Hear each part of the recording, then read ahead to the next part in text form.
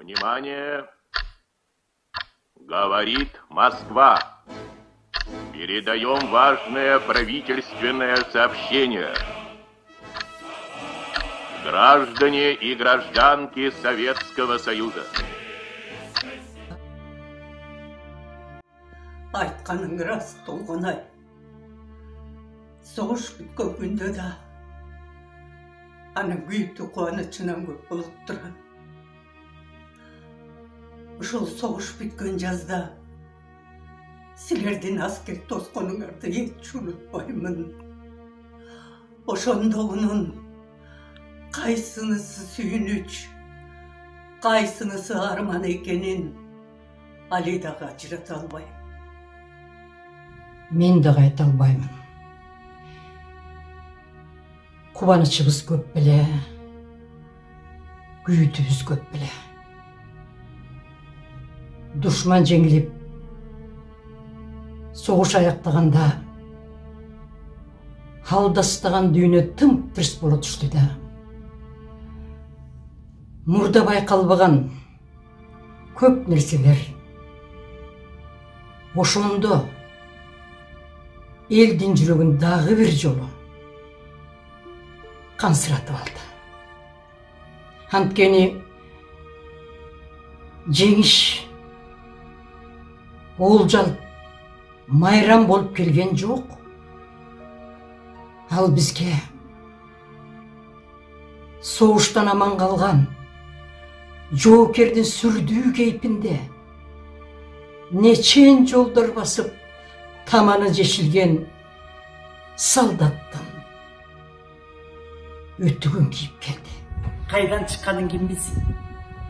Фронттон кайтып келе жаткан бир солдат аскердин баары үйлөрүнө кайтып келе жатат деп жолдон жолуккан бирөөгө айтып кеткен имиш.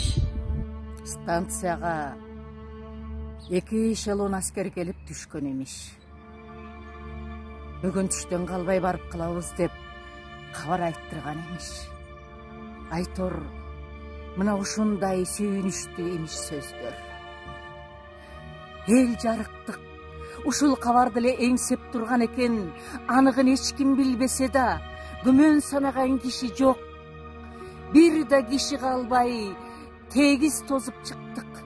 Азыр ойлоп турсам, дүйнөдөгү адам баласынын баары ушундай биримдикте, бир ниетте, бирине бири жакшылык жооруп, өз уул балдарын ушунчалык сүйүшсө, ушунчалык күтүшсө, балким согуш болбойт беле дейм.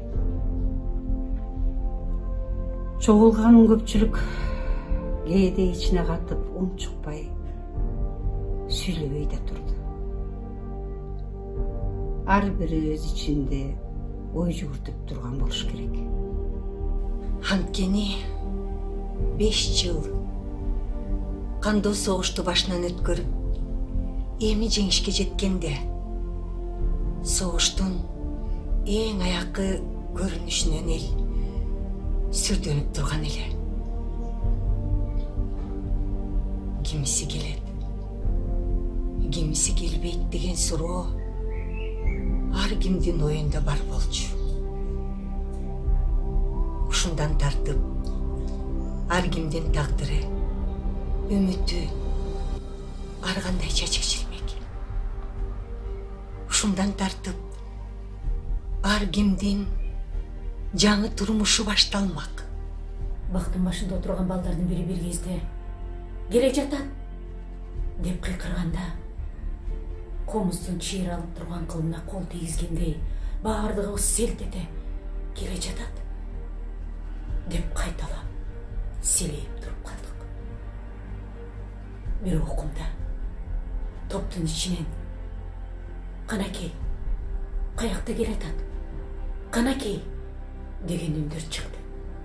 Бирок ошол замат жымжырт болуп басып калышты. Алдыда жолдун үстүнөн жалгыз арабадан башка эчтеме көрүнбөдү. Айылдын айрылышкан жолдун тушунан араба токтоду да, арабанын үстүнөн секирип түшкөн жалгыз солдат баштыгын шинелин ийинин арта салып бери басып жөнөдү. Биздин арабызда эч ким эч нерсе деген жок. Турган элдин баары унчукпай жапыр таң калып карап турушту. Солдат болсо жакындап келе берди. Бирок эч ким ордунан козголгон жок. Пендесиңер да. Толгунай.